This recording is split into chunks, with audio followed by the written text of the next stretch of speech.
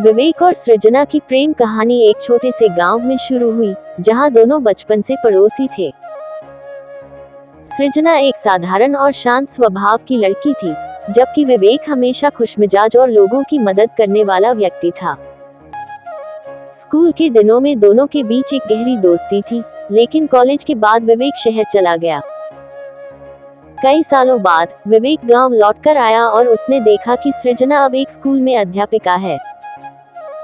दोनों के बीच फिर से बातचीत शुरू हुई और उनकी दोस्ती ने धीरे धीरे प्यार का रूप ले लिया, लेकिन उनकी राह आसान नहीं थी।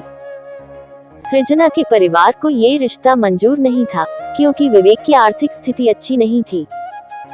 फिर भी विवेक ने हार नहीं मानी। उसने मेहनत कर अपनी स्थिति सुधारी और सृजना के परिवार को अपने सच्चे इरादे दिखाए। आखिरकार परिवार ने इस रिश्ते को स्वीकार किया और विवेक और सृजना ने शादी कर ली। उनकी कहानी यह सिखाती है कि सच्चा प्यार किसी भी कठिनाई को पार कर सकता है। शादी के बाद विवेक और सृजना ने अपने छोटे से गांव में ही रहकर एक नई शुरुआत की। विवेक ने गांव में एक छोटी सी दुकान खोल ली और सृजना ने स्कूल में पढ़ाना जारी रखा। उनका जीवन सामान्य लेकिन सुखद था। हालांकि जीवन ने उन्हें फिर से कठिन परीक्षा में डाला। गांव में एक प्रॉपर्टी डीलर ने किसानों की जमीन हथियाने की योजना बनाई, जिसमें सृजना और विवेक की जमीन भी शामिल थी। विवेक ने इसका विरोध किया, लेकिन डीलर के लोग ताकत और धमकियों का सहारा लेने लगे। एक रात विवेक को चेतावनी देने के लिए उसके घर पर हमला किया गया। सृजना ने उसे हिम्मत दी और कहा, हम डरकर पीछे नहीं हटेंगे। सच के लिए लड़ाई लड़नी होगी। विवेक और सृजना ने गांव के अन्य किसानों को साथ लेकर एक आंदोलन शुरू किया। धीरे धीरे उनकी मेहनत रंग लाई। प्रॉपर्टी डीलर की साजिश उजागर हुई और पुलिस ने उसके खिलाफ कार्रवाई की। विवेक और सृजना की बहादुरी से न केवल उनकी जमीन बची, बल्कि गांव के अन्य लोगों की जमीन भी सुरक्षित रही। इस घटना ने विवेक और सृजना को गांव के लोगों के बीच और भी प्रिय बना दिया।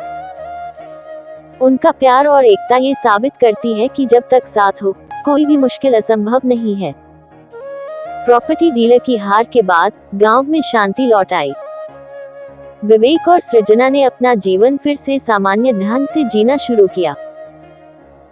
विवेक की दुकान अब पहले से ज्यादा चलने लगी थी और सृजना के स्कूल में भी बच्चों की संख्या बढ़ने लगी। दोनों की मेहनत और सच्चाई ने उन्हें गांव का आदर्श दंपति बना दिया। लेकिन उनकी जिंदगी में एक और मोड़ आया। एक दिन सृजना को स्कूल से लौटते समय रास्ते में एक छोटी बच्ची रोते हुए मिली। बच्ची खोई हुई थी और अपने परिवार के बारे में कुछ नहीं बता पा रही थी। सृजना उसे अपने घर ले आई। विवेक और सृजना ने बच्ची का ध्यान रखा और उसके परिवार को ढूंढने की कोशिश की। कई दिनों की कोशिश के बाद भी जब परिवार का कोई पता नहीं चला, तो दोनों ने फैसला किया कि वे उसे अपनी बेटी की तरह पालेंगे। उन्होंने बच्ची का नाम आर्या रखा। आर्या के आने से उनका जीवन खुशियों से भर गया। सृजना और विवेक ने उसे अपने संस्कार और शिक्षा दी और आर्या भी उनके प्यार में रच बस गई। उसने अपने माता पिता के आदर्शों को अपनाया और गांव में लोगों की मदद करने लगी।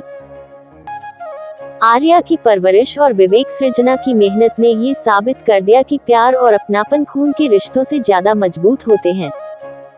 उनका परिवार अब गांव में एक मिसाल बन गया था।